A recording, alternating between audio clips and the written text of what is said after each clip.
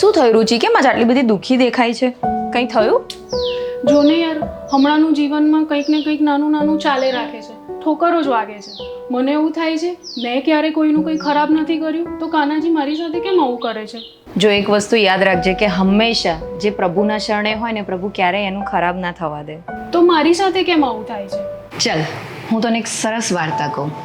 વર્ષો પહેલાંની વાત છે. બે બહુ જ સારા મિત્ર હતા. એમાંથી એક ખૂબ જ સારા કર્મ કરતો હતો ને એક છે એ બહુ જ ખરાબ કર્મ કરતો હતો. બંને જણા એક દિવસ ચાલતા ચાલતા ક્યાંક જતા હતા. તો જે બહુ જ સારા કામ કરતો હતો એને ચાલતા ચાલતા જતો હતો, રસ્તામાં પગમાં કાંટો વાગ્યો. અને જે બહુ જ ખરાબ કામ કરતો હતો એને આગળ જઈને સોનાનો લોટો મળ્યો. તો જે બહુ સારા કામ કરતો હતો એ બહુ દુઃખી થઈ ગયો. એણે ઘરે આવીને ઈશ્વરને વાત કરી, પૂછ્યું એણે મંદિરમાં જઈને, પ્રભુ મારી સાથે કેમ તમે આવું કર્યું? મેં તો ક્યારેય કોઈનું બગાડ્યું નથી ને હંમેશા મેં તો તમારી પૂજા અર્ચના કરી છે, તો મને કાંટો?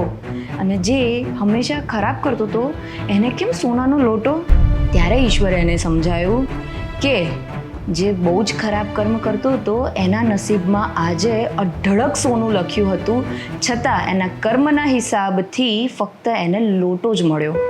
જ્યારે આજે તારા જીવનમાં ખૂબ જ મોટી જાનહાનિ આવવાની હતી, બહુ જ મોટી ઘાત હતી, જે ફક્ત એક કાંટામાં પત્યું. સમજ્યું? જે છે એ કર્મચક્રના હિસાબથી તમને તમારું ફળ મળે છે. So moral of the story is કે જ્યારે તમારા સારા કર્મોમાં કોઈ જ કચાશ હોતી નથી અને તમે પ્રભુના શરણે હો છો તો તમારા જીવનની મોટામાં મોટી ઘાત પણ પ્રભુ હટાવી દે છે. ઈશ્વર પર વિશ્વાસ રાખજો કે એ જે કરે છે અને કરાવે છે એ હંમેશા સારા માટે હોય છે. જો જીવનમાં બહુ જ બધું સારું થાય છે ને તો એ ચોક્કસ તમારી કસોટી લઈ રહ્યા છે.